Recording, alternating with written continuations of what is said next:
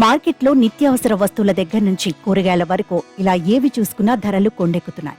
దీంతో సామాన్యులు అసలు మార్కెట్కి వెళ్లి ఏ వస్తువు కొనాలన్నా భయపడిపోతున్నారు.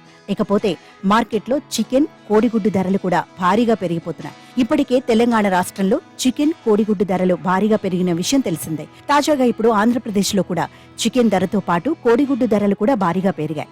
ఆంధ్రప్రదేశ్లోని చికెన్ ధరలు భారీగా పెరిగిపోయాయి. కాగా గత నెలలో కేజీ చికెన్ ధర 230 రూపాయల నుంచి 260 రూపాయల వరకు ఉంది. కానీ గత 3 వారాల నుంచి ఈ చికెన్ ధరలు వరుసగా పెరుగుతున్నాయి. ప్రస్తుతం ఆంధ్రాలో కేజీ చికెన్ ధర 300కు చేరింది. ఇక ఈ రేటు మరింత ఎక్కువగా పెరుగుతుందని అంచనా వేస్తున్నారు. మరోవైపు చికెన్ ధరతో పాటు కోడిగుడ్ల ధరలు కూడా కొండెక్కి కూర్చున్నాయి. అయితే మార్చిలో 100 కోడిగుడ్ల ధర 425 రూపాయల వరకు ఉంది.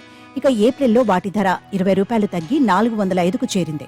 కాగా ఇప్పుడు ఉన్నట్టుండి గుడ్ల ధరలు అమాంతం పెరిగాయి. ప్రస్తుతం 100 గుడ్లు 550కి చేరింది. అయితే డజన్ గుడ్లు రిటైల్ మార్కెట్లో చూసుకుంటే 72కు చేరింది. ఇటు చికెన్, అటు కోడిగుడ్ల ధరలు ఒక్కసారిగా పెరగడంతో సామాన్యుడు కొనలేని పరిస్థితి కనిపిస్తోంది.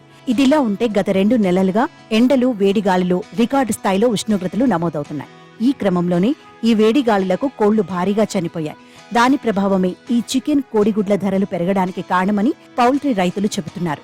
అందుకే చికెన్ ధరలు 20 రోజుల్లోనే కేజీకి 40 రూపాయల వరకు పెరిగిందని, అయితే మరో 4 వారాలు ఆగితే గాని ధరలు తగ్గే పరిస్థితి ఉండదంటున్నారు.